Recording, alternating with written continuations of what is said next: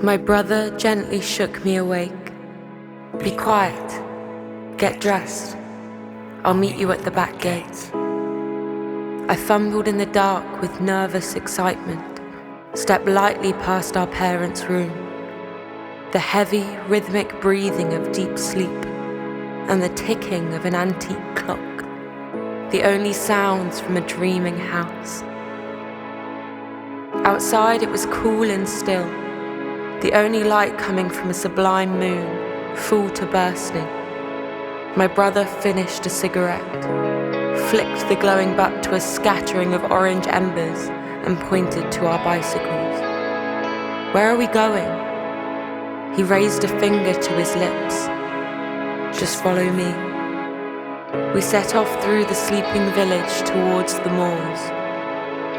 At this hour, in this empty place, you can feel as though you are the only person alive.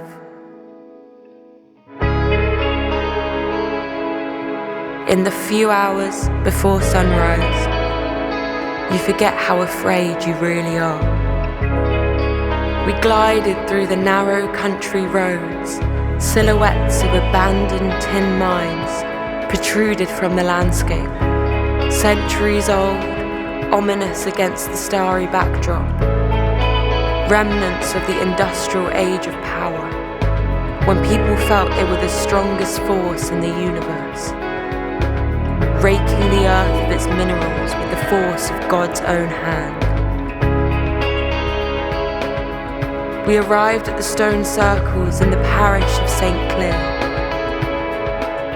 Leave your bike. We have to walk from here.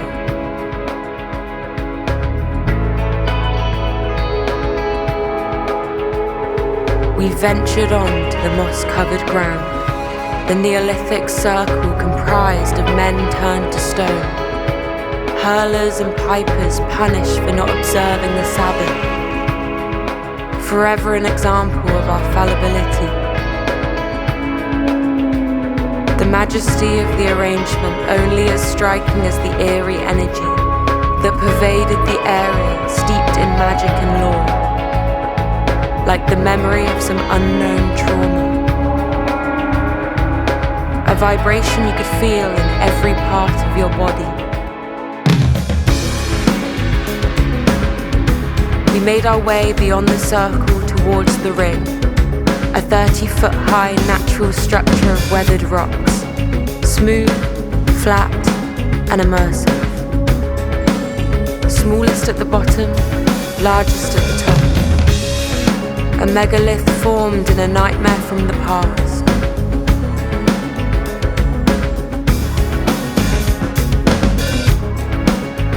We sat in the damp earth at the heel of the great stack.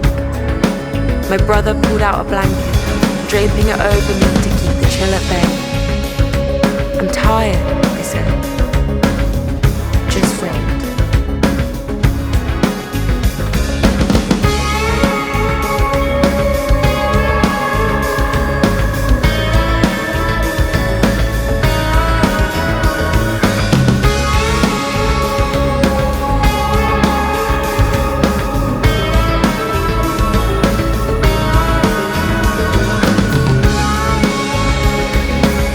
Stared out over the sweeping darkness, looking at the shadows and stars.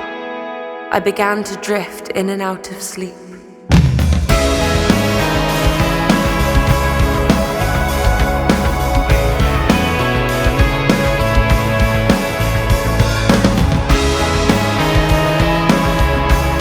Look! I snapped awake. Over the moors, glowing orbs had appeared, a dozen or so at first. Incandescent balls of piercing cobalt blue, drifting like embers from a funeral pyre across the mystical panorama. Then there were more, many more, appearing, it seemed, from the ground itself. They danced among each other, never touching. My brother's eyes were alight and he smiled. No pain existed in this moment, only the beauty of the spectacle. The orbs began to flicker and then stop to a static hover. They would flash and then shoot into the sky, where they disappeared among the stars until they were all gone.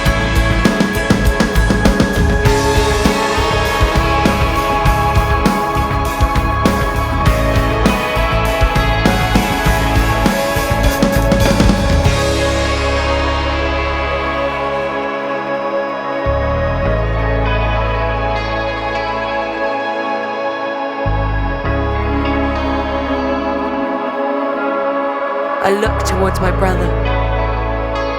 Don't say a word, they will never believe you.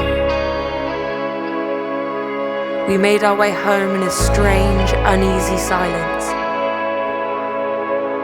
I lay in my bed, soft snores and the ticking, now so insignificant, they were barely audible.